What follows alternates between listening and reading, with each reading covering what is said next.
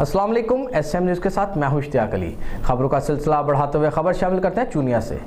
Deputy commissioner कसूर फयाज अहमद मोहिल की हिदायत पर असिस्टेंट कमिश्नर चूनिया खुरम हमीद की नाजायज़ तजावज़ात करने वाले कब्ज़ा माफिया के खिलाफ मुसलसल क्रैकडाउन। नाजायज़ तजावज़ात और बता देने वाले अशखास की दुकानात को सील कर दिया गया। इसी हवाले से मज़ीद तफसीलात जानते हैं अपने नुमाइंदे इरफान अशरफ से। जी इरफान, तफसीलात से आगाह कीजिएगा।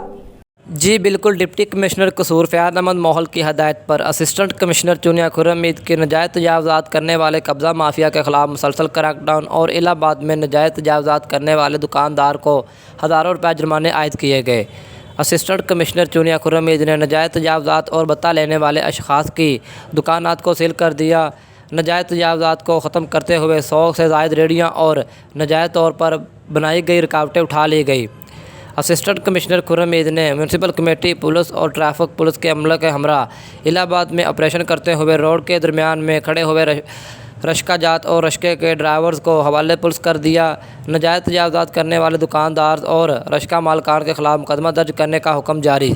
जी।